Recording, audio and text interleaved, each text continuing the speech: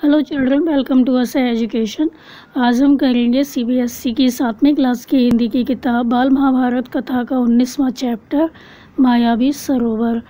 तो आइए देखते हैं कि इस चैप्टर में जो सरोवर है, तालाब है, उसके बारे में क्या बताया गया है।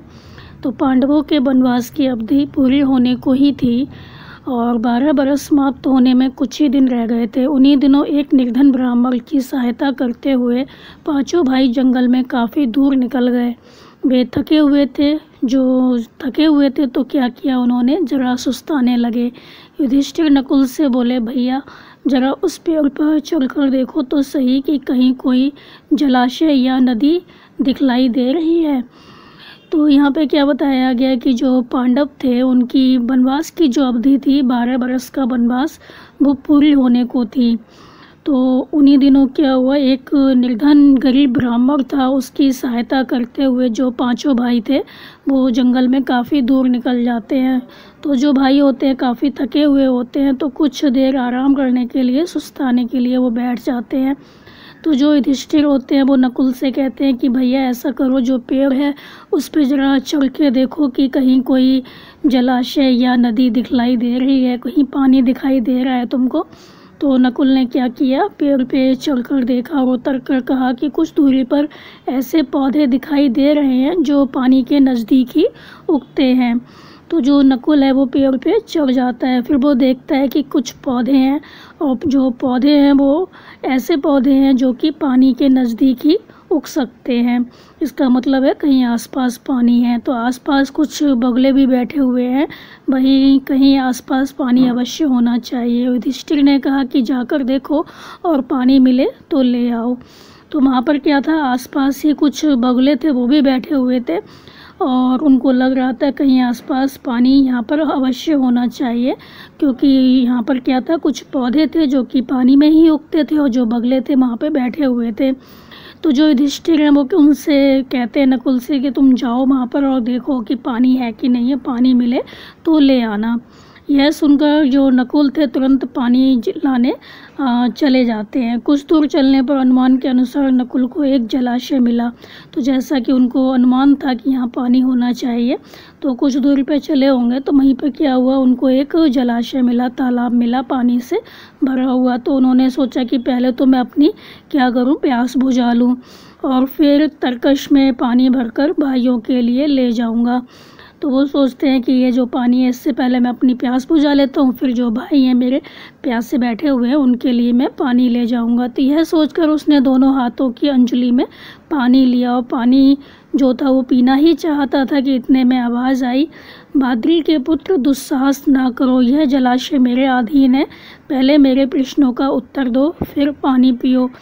तो जो नकुल होते हैं जैसे ही अपने हाथों की अंजलि बनाते हैं, दोनों हाथों को आपस में मिलाकर पानी लेना चाहते थे कि इतने में क्या होता है, जलाशय में से आवाज़ आती है, माद्री के पुत्र तुम दुस्साहस मत करो, इस तरह का जो साहस कर रहे हो पानी लेने का वो मत करो, क्योंकि ये जलाशय जो है वो मेरे अधीन है। तो पहले क्या करो, तुम मेरे प्रश्नों का उत्तर दो और फिर पानी तुम पी लो। पर उसे प्यास इतनी तेज़ लगी थी कि उस वारी की परवाह ना करते हुए उसने अंजलि से पानी पी लिया। पानी पीकर किनारे पर चढ़ते ही उसे कुछ चक्कर सा आया और वह गिर गया। तो जो नकुल था उसको बहुत तेज़ प्यास लगी हुई थी, तो इस तरह की जो आवाज़ आ रही थी उसने उसकी परवाह नहीं की, सुना नहीं और उसने दोनों अंजलि से क्या किया, अपने दोनों हाथ मिलाकर अंजलि बनाई और उससे पानी पी लिया। तो पानी पीने के बाद किनारे पर चलते ही क्या हुआ, उसे चक्कर आए और वो वहीं पर गिर गया। बड़ी देर तक नकुल के ना लौटने पर युधिष्ठिर जो थे वो काफ़ी चिंतित हो गए, उन्हें समझ में नहीं आ रहा था कि नकुल क्यों नहीं आया। फिर उन्होंने सहदेव को भेजा। सहदेव जलाशय के नज़दीक पहुँचे तो नकुल को ज़मीन पर उन्होंने पड़ा हुआ देखा, पर उसे भी प्यास इतनी तेज़ लगी थी कि कुछ ज़्यादा सोच ना सका। तो जब सहदेव जाता है अपने भाई की तलाश में तो वो देखता है कि वहाँ पर क्या है, जो नकुल है ज़मीन पर गिरा हुआ है। तो जो सहदेव थे उनको भी बहुत तेज़ प्यास लगी थी, तो वो ज़्यादा तो कुछ सोच नहीं पाए और उन्होंने क्या किया, पानी लेने के लिए जैसे ही हाथ बढ़ाया तो क्या होता है, पहले जैसी जो आवाज़ थी वहाँ पर आती है। तो उसने बारिश की चेतावनी पर ध्यान ना देते हुए जो पानी था वो पी लिया और किनारे पर चढ़ते चढ़ते वह अचेत होकर नकुल के पास ही गिर गया। तो जो सहदेव होता है वो भी क्या करता है, जो आवाज़ आ रही थी उसका कोई उत्तर नहीं देता। उसे प्यास लगी थी, वो भी पानी पी लेता है।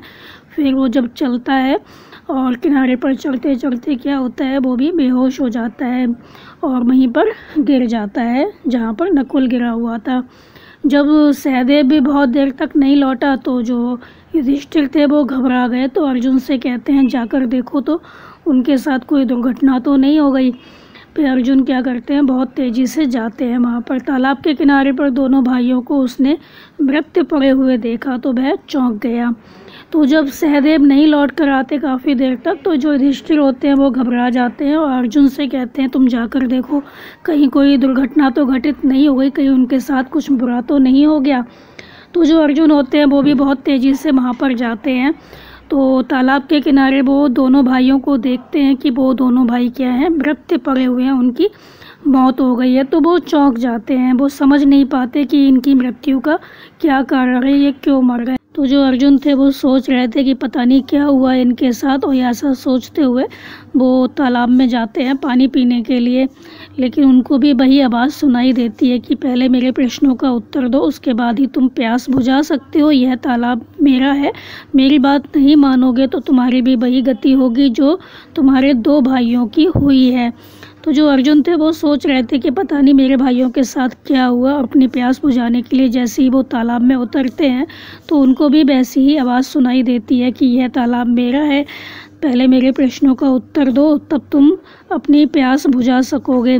और तुमने मेरी बात नहीं मानी तो तुम्हारी भी वही हालत होगी, तुम्हारी भी वही गति होगी जो तुम्हारे दो भाइयों की हुई है।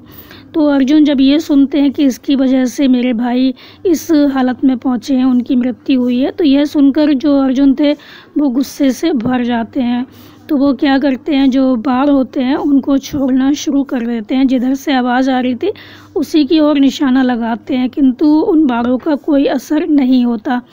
तो अर्जुन जब ये सुनते हैं कि पहले मेरे प्रश्नों का उत्तर दो, ये तालाब मेरा है, तुम प्रश्नों के उत्तर दोगे तभी प्यास बुझा सकोगे, और मेरे जो भाई हैं इसकी वजह से ही उनकी ये हालत हुई है, मेरे भाइयों की मौत इसकी वजह से हुई है। तो जो अर्जुन होते हैं गुस्से में आ जाते हैं और जो अर्जुन थे वो क्या करते हैं, बाढ़ चलाना शुरू कर देते हैं जिधर से आवाज़ आ रही थी। लेकिन उनके बाढ़ों का कोई असर नहीं होता। तो अपने बाढ़ों को बेकार होते हुए देखकर अर्जुन के क्रोध की सीमा ना रही, क्योंकि अर्जुन जो थे बहुत अच्छा बाढ़ चलाते थे, बहुत जो उनका तीर था वो निशाने पे ही लगता था। लेकिन आज जो उनके बाढ़ थे वो बेकार जा रहे थे तो उनको बहुत अधिक क्रोध आता है, गुस्सा आता है। तो जो अर्जुन होते हैं वो सोचते हैं कि पहले मैं प्यास बुझा लूँ फिर देखूँगा क्या होता है। तो वो सोचते हैं कि पहले प्यास बुझा लूँ फिर लड़ लिया जाएगा। यह सोचकर जो अर्जुन होते हैं वो जलाशय में उतरकर पानी पी लेते हैं और किनारे आते आते चारों खाने चित्त होकर गिर जाते हैं। तो जो अर्जुन थे वो देख रहे थे कि वो तीर चला रहे हैं लेकिन उनके जो तीर हैं वो बेकार जा रहे हैं, तो उनको बहुत अधिक गुस्सा आता है। लेकिन वो सोचते हैं चलो ऐसा करता हूँ, पहले पानी पी लेता हूँ, प्यास बुझा लेता हूँ, फिर जो होगा देखा जाएगा और फिर बाद में मैं लड़ लूँगा इससे। तो ऐसा सोचकर जो अर्जुन होते हैं वो जलाशय में उतरकर पानी पी लेते हैं, लेकिन किनारे पर आते आते वो भी बेहोश हो जाते हैं। इधर जो युधिष्ठिर थे वो उनकी राह देख रहे थे, बाट चो रहे थे, मतलब उनका इंतज़ार कर रहे थे। लेकिन जब वो लोग नहीं आते तो वो बहुत अधिक व्याकुल हो जाते हैं, बेचैन हो जाते हैं। तो जो युधिष्ठिर होते हैं वो काफ़ी चिंतित थे और चिंतित स्वर में वो भीमसेन से कहते हैं कि भैया भीमसेन देखो तो अर्जुन भी लौट कर नहीं आया, तुम ही जाकर तलाश करो कि तीनों भाइयों को क्या हो गया। अब वो भीमसेन को भेजते हैं, वो काफ़ी चिंतित थे युधिष्ठिर। तो वो कहते हैं कि अर्जुन भी लौट कर नहीं आया, तुम ही जाकर देखो कि क्या हो गया, तीनों भाई लौट कर क्यों नहीं आए। तो युधिष्ठिर की आज्ञा मानकर जो भीमसेन होते हैं वो तेज़ी से तालाब की ओर जाते हैं। तो तालाब के किनारे पर वो क्या देखते हैं कि तीनों भाई जो हैं वो मरे हुए पड़े हैं। तो उन्होंने सोचा कि यह किसी यक्ष की करतूत हो सकती है। तो वो कहते हैं जरा पानी पी लूँ फिर देखता हूँ कि ये किसने किया है। तो ये सोचकर जो भीमसेन होते हैं तालाब में उतरना ही चाहते थे कि फिर वही आवाज़ सुनाई देती है उनको। तो जो भीमसेन होते हैं वो भी क्या करते हैं, तालाब में पानी पीने के लिए उतरते हैं। जैसे ही वो पानी पीना चाह रहे थे वैसे ही क्या होता है, वहाँ पर फिर वही आवाज़ सुनाई देती है जैसे कि पहले आई थी। तो जो भीमसेन होते हैं वो कहते हैं कि तुम मुझे रोकने वाले कौन होते हो। ऐसा कहकर जो भीमसेन होते हैं वो बेधड़क तालाब में उतर जाते हैं और पानी पी लेते हैं। बिना डरे हुए वो तालाब में उतरते हैं, बहुत तेज़ी से उतर जाते हैं और पानी पी लेते हैं। तो और पानी पीते ही क्या होता है, अपने भाइयों की तरह वह भी वहीं पर ढेर हो जाते हैं, वो भी बेहोश हो जाते हैं, गिर जाते हैं। उधर युधिष्ठिर जो थे अकेले बैठे बैठे घबराने लगे। उनको समझ में नहीं आ रहा था कि जो जा रहा है वो वापस क्यों नहीं आ रहा। बहुत ही आश्चर्य हो रहा है कि पता नहीं क्या बात हुई है। तो वो सोचने लगे कि बड़े आश्चर्य की बात है कि कोई अब तक क्यों नहीं लौटा। आखिर भाइयों को हो क्या गया, क्या कारण है कि अभी तक वे नहीं लौटे। जलाशय की खोज में जल की खोज में वे जंगल में इधर उधर भटक तो नहीं गए। मैं ही चल कर देखूँ कि क्या बात है। अब जो युधिष्ठिर होते हैं अकेले बैठे बैठे घबराने लगे। उनको समझ में नहीं आ रहा था कि जो जा रहा है वो वापस क्यों नहीं आ रहा। उनको लग रहा था बहुत ही आश्चर्य की बात है ये तो, कि अभी तक कोई क्यों नहीं लौटा। तो आखिर वो सोच रहे हैं भाइयों को क्या हो गया, क्या वजह है, वो क्यों नहीं लौटे। उनको लग रहा था कि शायद जल की तलाश में वो इधर उधर चले गए होंगे, जंगल में रास्ता भूल गए होंगे, भटक गए होंगे। तो जो युधिष्ठिर होते हैं वो सोचते हैं कि अब मैं ही चलूँ, मैं ही जाकर देखूँ कि क्या बात है। तो यहाँ पे हमारा जो चैप्टर है वो ख़त्म हो गया और इस चैप्टर में उस तालाब के बारे में बताया गया है जो कि मायावी है, धोखे से भरा हुआ है। और उस तालाब में से जब आवाज़ आती है और जो पांडव भाई हैं उसका उत्तर नहीं देते, तो जो पांडव भाई हैं वो क्या होता है, बेहोश हो जाते हैं, गिर जाते हैं। और जो युधिष्ठिर हैं काफ़ी बेचैन होते हैं और अंत में वो निश्चय करते हैं कि मैं ही जाकर देखता हूँ कि मेरे भाइयों को क्या हुआ। तो बच्चों, आप इस चैप्टर को अच्छे से समझकर याद कर लीजिए और हमारे चैनल असा एजुकेशन को लाइक कीजिए, सब्सक्राइब कीजिए और शेयर करना बिल्कुल मत भूलिए। Thank you.